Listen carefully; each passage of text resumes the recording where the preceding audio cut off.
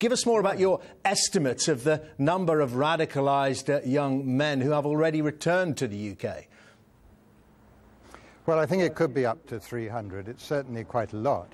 It's hard to know whether they stayed or whether maybe they returned to Iraq, particularly now, I think, as ISIS is looking for more recruits.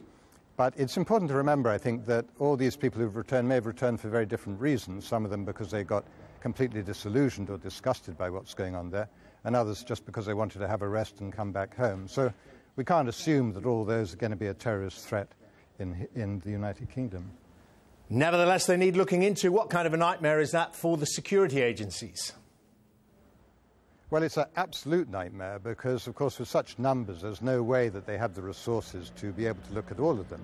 So they have to prioritise, and to prioritise is difficult. Clearly, some of them will have come to attention before they went to Iraq, and so they may be at the top of the list. But others probably completely unknown, and maybe even their return is unknown and will only come to light later. Well, we know about prioritising when it comes to 7/7 and what happened there. The feeling is then that some could get through the net. Well, indeed, yes, and it doesn't take a big percentage of, say, 300 people to cause an enormous problem.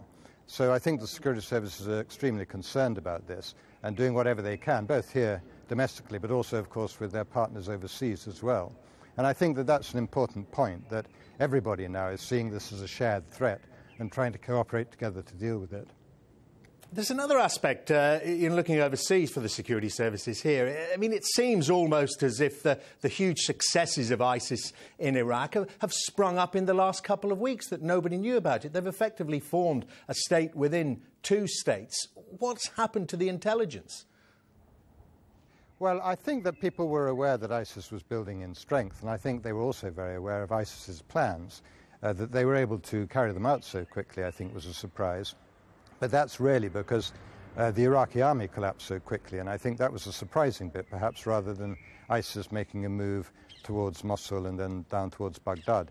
But clearly, yes, they have got a lot of strength very quickly, and of course that's a sort of exponential rise in that they capture more equipment and weaponry and attract more recruits.